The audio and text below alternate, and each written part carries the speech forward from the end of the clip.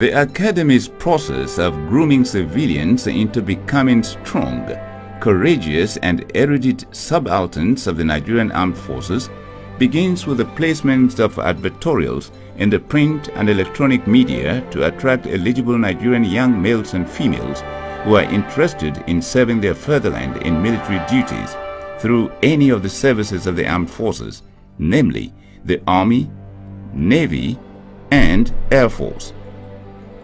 The application form to be completed by a candidate seeking admission into the Academy is downloaded from its website. The form contains the 8 minimum qualification requirements that must be met by all candidates, both males and females. Among the requirements are that the applicant must be a Nigerian citizen. He or she must be not less than 17 years old and not above 21 years old by the 15th of October of the year when the Academy's course being applied for will commence. However, candidates applying for a commission in the Nigerian Air Force must not be older than 18 years. Minimum height requirements are 1.68 meters for male applicants and 1.50 for female. The academic qualification requirements are the same ones stipulated by the NUC for admission into conventional universities.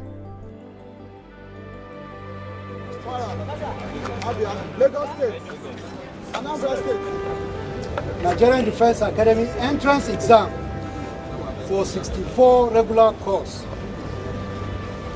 which I want to believe all of you here are ready to write. Yes, sir. Eligible applicants are required to write a qualifying examination which signals the beginning of the selection process to admit new intakes into the academy. We are going to share the question papers now. You are not to start until when you are told to do so. Is that clear? The academy's qualifying examination, which is in written format, is in 2 parts. Part 1 is on the use of English language, which is compulsory for all candidates. For Part 2, applicants are to answer questions on some subjects that test their ability to meet the academic requirements for admission into the 3 respective faculties of the academy. Records have shown that applicants who scale the academy's qualifying entrance examination are usually no more than 3% of the total number of individuals seeking admission into the institution, which is usually an average of 40,000. The Academy's qualifying entrance examination is therefore clearly the most competitive into any tertiary institution in Nigeria today. 1, 2, 3, 4, 5, 6, The few applicants who pass the qualifying examination are thereafter referred to as candidates. Given their total number, particularly in relation to the available vacancies, their screening must continue to enable the Armed Forces Selection Board select the very best to be admitted into the academy. The screening process is structured to enable the figure to be scaled down to the number the academy can admit. Consequently, candidates who passed the academy's entrance examination are invited to an interview session to further prune down their number. This stage of the screening process lasts 3 weeks, during which the candidates are interviewed in batches.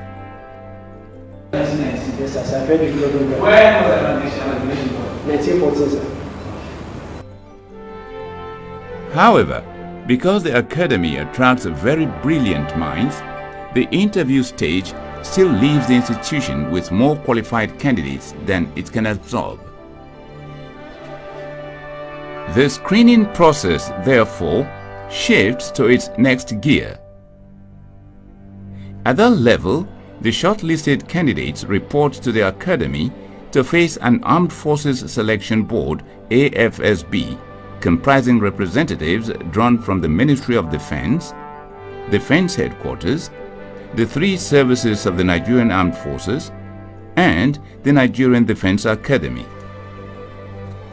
Like its entrance examination, admission into the academy is indeed highly competitive too, with the ratio being one candidate selected out of every 120 candidates screened.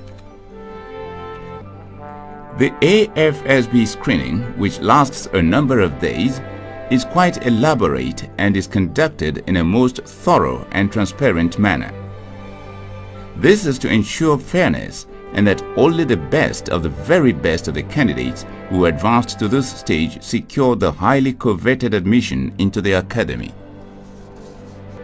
After the shortlisted candidates have been documented, the AFSB screening begins with the verification of their academic credentials and age. This is handled by a subcommittee of the AFSB. Candidates found to have fallen short of the minimum requirements are eliminated from the selection process. The next hurdle that shortlisted candidates must scale is a comprehensive medical test. Virtually all the parameters that are necessary to determine the true state of an individual's general health and medical condition are applied. They include comprehensive blood work to determine the state of the vital organs of each candidate and whether he or she is grappling with health issues that could make the candidate unsuitable for the physical and mental rigors of military training. Electrocardiogram, ECG, to determine the status of the heart function of each candidate and whether his or her heart is strong enough to endure the sometimes daunting physical challenges of military training. Blood pressure check, evaluation of the state of their vision, and dental examination. Other medical evaluations that the candidates undergo are chest X-ray and physical checks such as body mass index (BMI), which is a measurement of an individual's height in relation to their weight.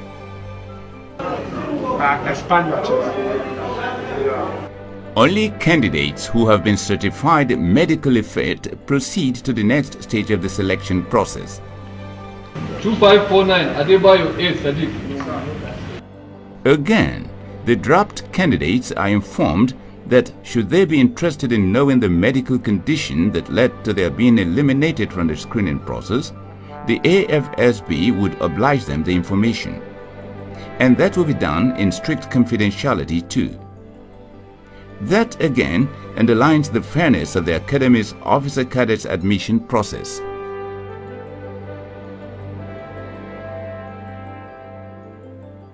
As further proof of its thorough nature, the screening process to select shortlisted candidates for admission into the Academy does not end with their medical evaluation. Next is a series of physical fitness tests, beginning with a 3.2-kilometer race that must be completed in a maximum of 15 minutes.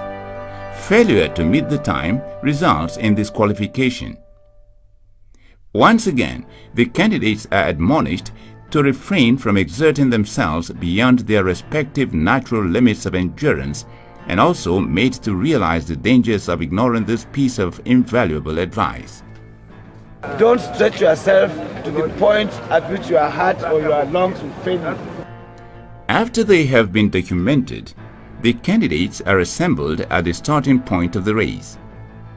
The 3.2-kilometer race is then flagged off at the blast of a whistle, with the female candidates given a head start as a concession to the agenda.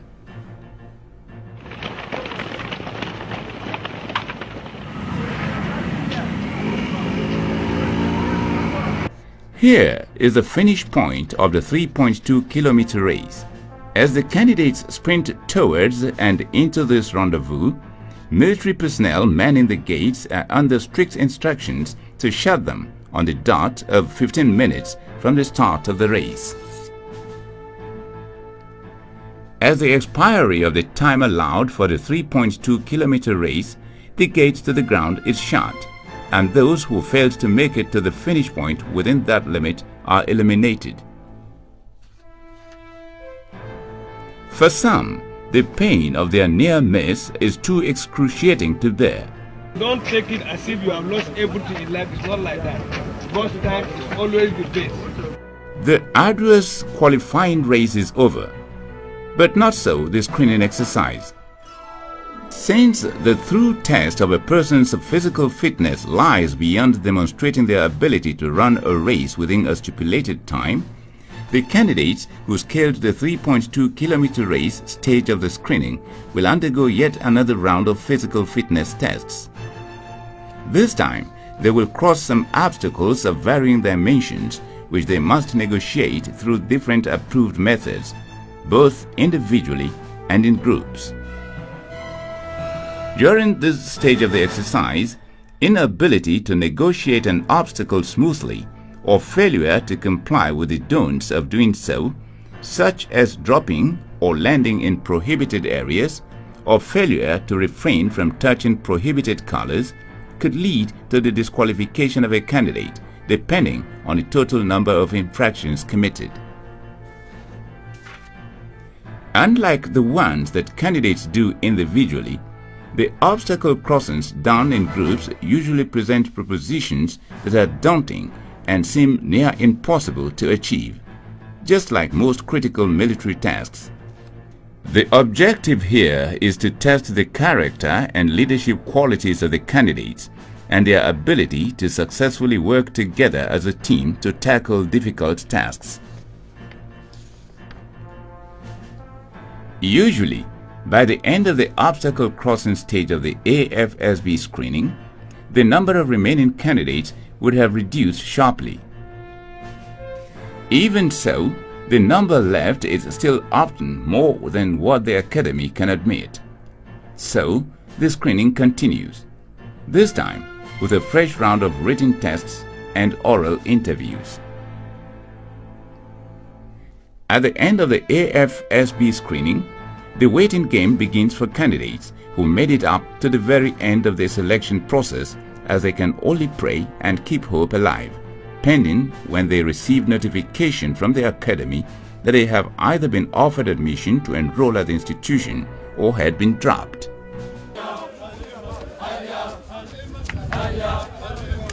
Yeah.